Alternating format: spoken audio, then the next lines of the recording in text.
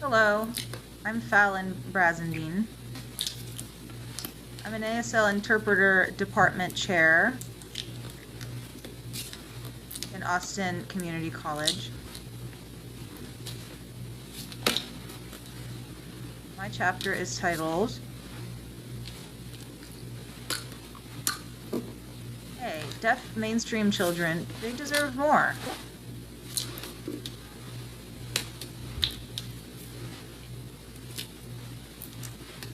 So, many interpreters, they aim to be certified,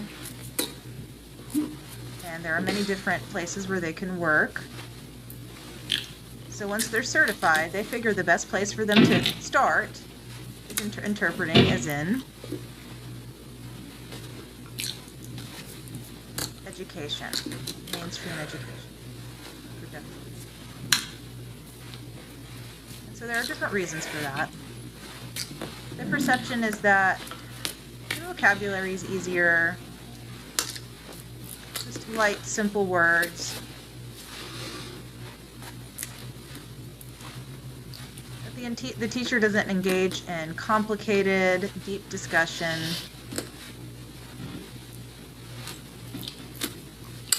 That the conversation and discussion in the classroom is light and easy and fun.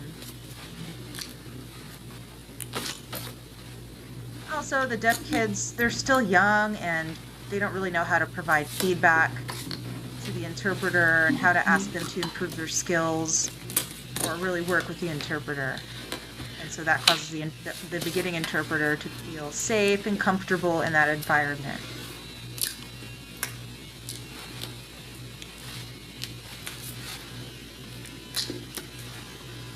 But does that necessarily mean that's the best environment for an interpreter to begin in? When that happens, the deaf children often struggle. And there are three important things to consider.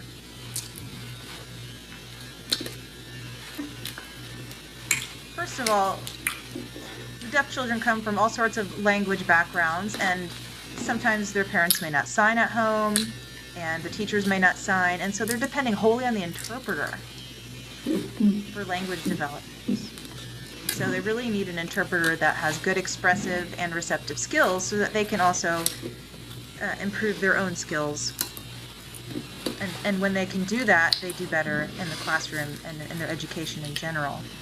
But when the interpreter is really lacking in their skills and they're just giving a straight transliteration without any ASL expansions and really any ASL features, any inflection, the deaf student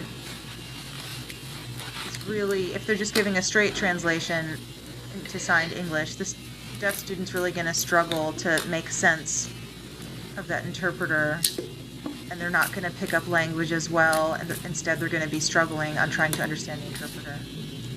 And their educational success will be limited as well. So the point is that the interpreter is the language model for the deaf students. They need to be really already ready and skilled to work in that environment. They also need to be able to have good, excellent receptive skills so that the student can grow educationally.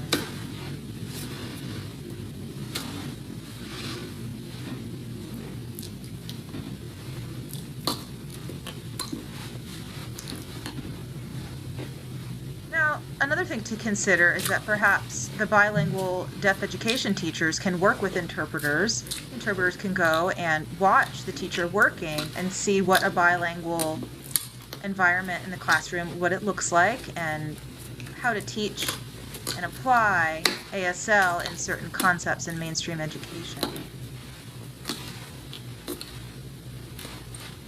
And deaf professionals and teachers can give interpreters very valuable feedback that the interpreters can then apply in their work as interpreters in school.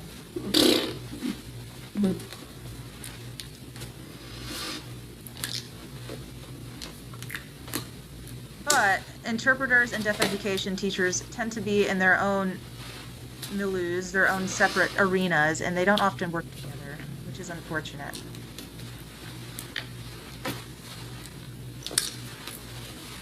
So we need to come to a conclusion as to who's responsible to connect all these dots and to know where the deaf children are in their skills and in their education.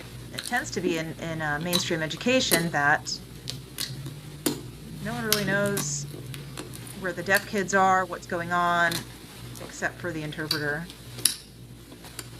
So how could we improve that situation?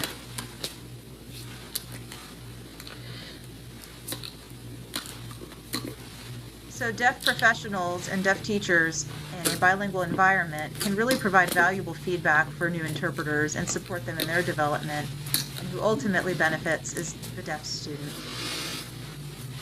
So finally, in conclusion,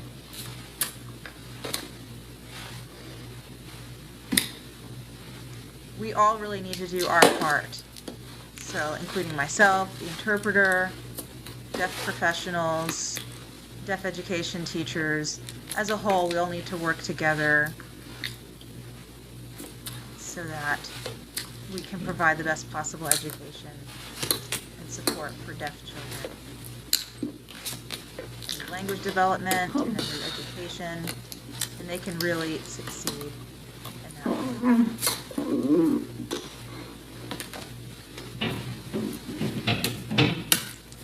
We all can work together.